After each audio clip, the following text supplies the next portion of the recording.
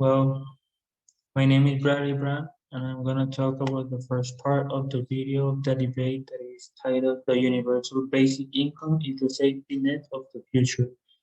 And we have two sides of the opinion. First, Andrew Stern, a former president, Service Employees International Union, and senior fellow Economic Security Project. He says how he can see the power of the universal basic income and how personalities such as Martin Luther King says that is a solution for poverty. He argued also that it is show that jobs and income are growing, but there are still people who work for a very low wage and in bad conditions. And he also refers to a phrase that I really interested in, that is, this is the United States of anxiety. He was referring to people who feel financially unstable in the country. And other argument is that technology is getting away jobs from a lot of people, affecting their economy and lifestyle. He proposed that every American between 18 and 64 should receive $2,000 per month, and that will help people in their financial problems. And he explains that it is affordable if all the social programs or like their majority are take off. Then against Jason Furman talks, and he is senior fellow, Peterson Institute, and former chairman, Council of Economic Advisors. And what he argues is that universal basic income is not the solution of all problematics that exist. He says that theory that robots will take away the jobs from citizens is not true at all, and that technology came to improve the humanity and their works. He also argued that the idea sounds great, but if people think better, the money that they will get can come from cutting benefits and raising taxes. He also says that UBI will cost twice Social Security is already now.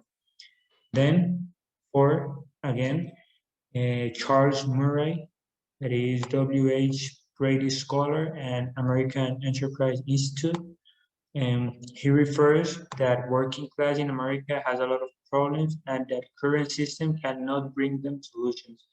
He put an example of how people can ensure a lot of things thanks to the UBI, such as living, food, and more. He says that UBI gives options to the people, and he argued that they defend options, dignity, and independence for the people.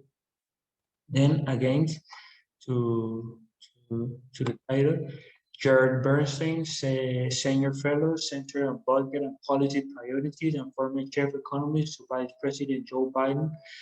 He argued that thanks to government programs, the poverty has been reduced. He argued that a dollar that is going for a person that doesn't need it, it is a dollar that isn't going to someone that really does. He defends the systems that the government already has, showing the UBI will benefit some people, but others could take advantage of it. Well, in round two, the debate started by talking about robots. The movement against the UBI urged that it was not about making excuses like robots have made people unemployed, but that it was about helping people not with the UBI, not by giving them money, but by training them to be successful even if robots exist. To which the movement in favor replied that robots do things better than humans and that it's why companies would prefer them. But the opposition refuted by saying that there are things in which humans are better than robots. The other point that was discussed was that if the UBI was given to people who were already rich, it was money that would not be given to the poorest, to the people who really need it. The group in favor say that they were going to get money anyway, but that there will be taxes to regulate it. It was also said that removing good programs, a bit help and those things to just give people an input of money was not going to help them because the money was going to be used to pay services. To which the group in favor refuted that the money would also be a help for people, and that finally it was better to let people decide what to do with it instead of watching them using it in the right way. In the final part of the video, we could see how the against and the four of the UBI, the Universal Basic Income, were answering questions about the public that made, and they started saying that taxes were needed because it would help people and that would make people getting out of poverty. And the against part talk about that they didn't need that type of incomes, what they needed was education and jobs, because in that way they will have a better future instead of giving them money. Finally, in the conclusion part, the against part said that they didn't need that UBI because that wouldn't help the people, as it was said before in the questions, and that what they needed was to get jobs and the education. Yeah, and finally in the video, the against the team arguing against was the one that won the debate. Okay, now um, something uneven is something different. In the human sphere, we speak of inequality when there is a lack of balance between two or more people, and inequality can have many facets, and we are going to analyze the most important ones so that you know what inequality is and how it affects our lives. First, what types of inequality are there? Well, we have inequality is not unique, nor does it affect a single aspect of people's life, but it can be spoken in several types.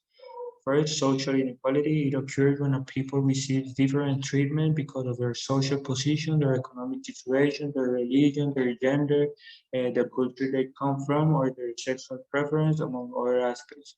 In the economic inequality refers to the distribution of wealth among people. The difference in income between the richest and the poorest people pose as problems of access to goods and services for people with fewer resources. In the educational inequality is at the base of social and economic inequality, since it means that people do not have the same opportunities to access training.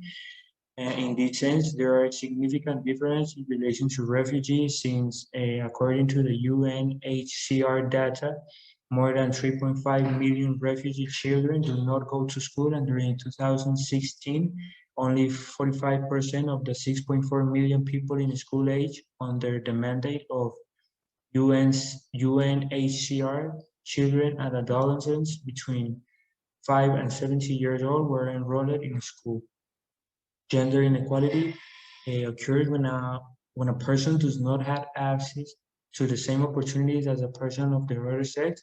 For example, there is a wage gap, which according to the 2016 Eurostat report in Spain is 14.9%, and in Europe it is 16.7%.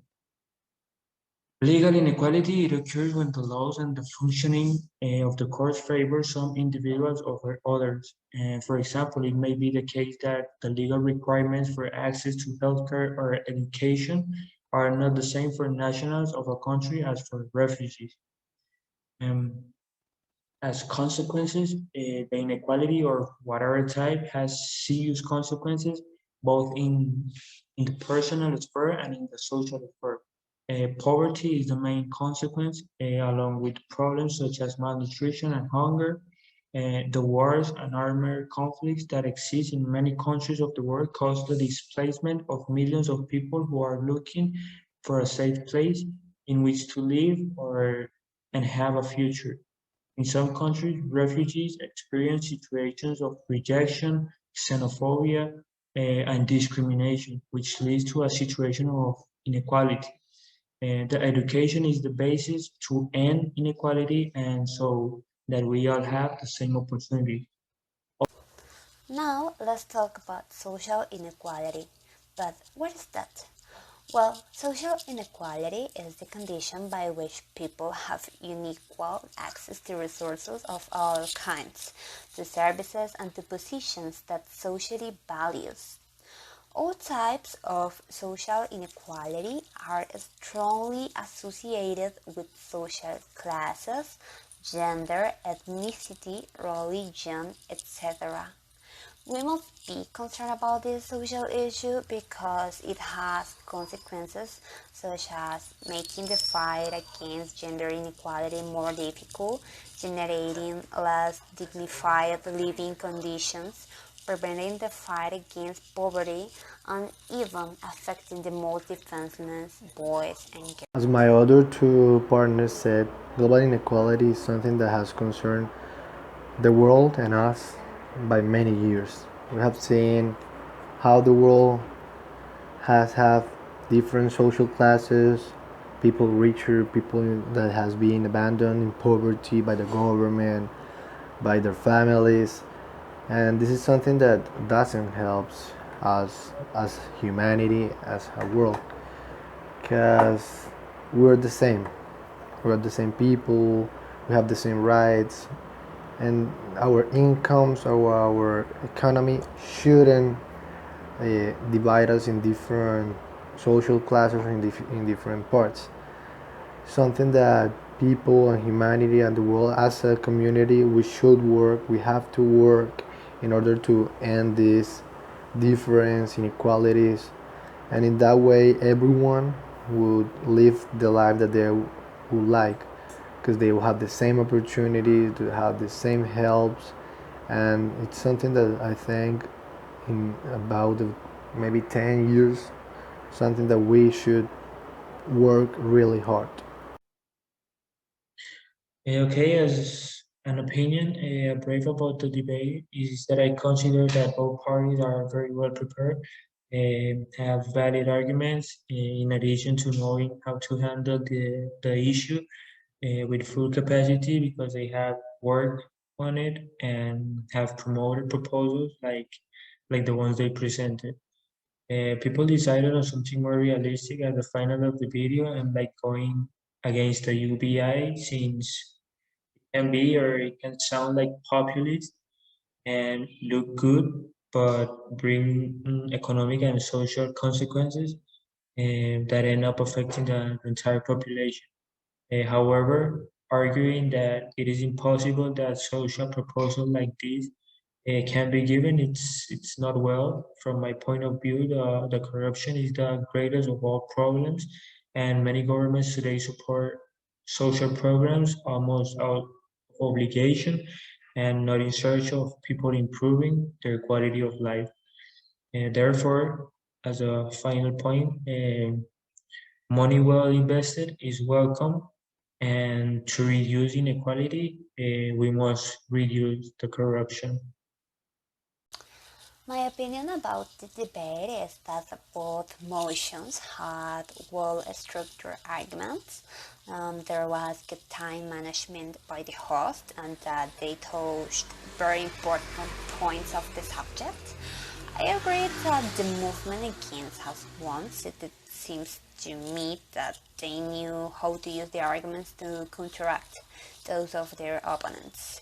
If I had to choose a motion, it will be the one against, because I think we have to give opportunities to people, not money, because there could be people that will use it as a complement of their salary, but there are people that will decide not to work just because they have the UBI. So that's the why I prefer to support the against motion. My opinion is like the same of my teammates, because I think that social inequality shouldn't be work like the team for was saying. You shouldn't give people money. You shouldn't give that type of taxes, that type of helps, because what that's gonna cause is that the people's going to get used to it. They are not going to work, they're not going to progress, they're not going to look for future jobs. They're only waiting for government to give them money, government to help them, and they would become lazy. And that's not the intention of helping people. The intention is that they progress, they look to a good future, and that's why I think that instead of giving them money and helps, what they should give them is education, help, home, jobs. That's the way the social inequality should work, and how we can fight with this inequality. Opportunity.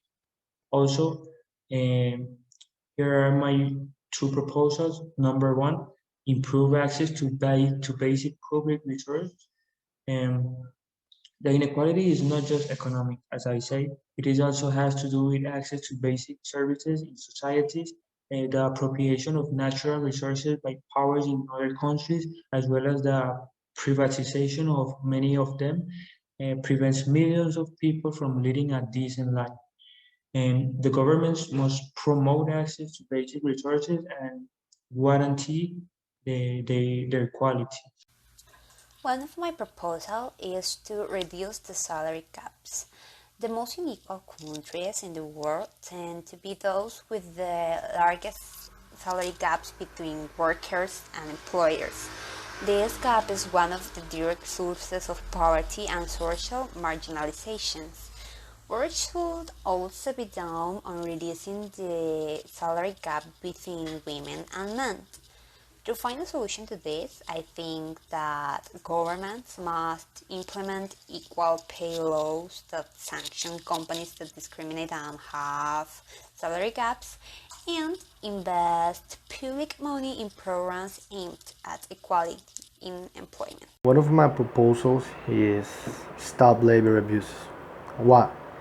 Because we can see that in many jobs, people that are not the CEOs, the vice presidents, normally the lower classes, the lower jobs, are the ones that get abused. They take advantage of them, they pay them less, they treat them like basically, we can say, slaves in a certain way. And I think that if we stop these type of things, it would help those people that thinks that they can't progress because they only work for the rich people. If they give them more opportunities, if they pay them the way that they should be paid, this will help people to feel inspired to progress and say, okay, I'm working, but in 2 years I'm gonna have a better job, or maybe they can start their own jobs. They could be entrepreneurs, and I think that if we stop this labor abuse, this would incentivize these poor people and these people that need help in order to progress and have a better future. And my second proposal contributes to environmental care. Almost 60% of the current migrations have environmental causes, especially those that occur from the countryside to the cities. Promoting sustainable practice not only contributes to preserving the environment, but also helps millions of people around the world stay in their places of residence and do not abandon them in search of new forms of life. And finally, my other proposal is that governments should give subsidies to low-income people who wish to acquire land to work on it. It is a good solution since it is promoting the creation of jobs and the production of agricultural products for the benefit of the local economy, in addition to increasing the country's GDP. Finally, my second proposal is, I think, the basic one for every person in the world, that is equal access to education. I think that if everyone has the same education, if everyone can go to the same school or university and have the same education that they give in private schools, in public schools, this will help people because it would open kids' mind. It will make them believe that it's a change, that there are things that can be done in a good way and in a different way in order that For example, in public schools here in Colombia, they said they teach them another way. They doesn't like teach the things that need to be teach in order for them to have an open mind, to progress, to know how to pay a house, how to have a credit, how you can start your own business, how to help people. I think that if we have this equal access to the education, this would make a better future for everyone, and also for the kids, that, as they have told us, the kids are the future of the world.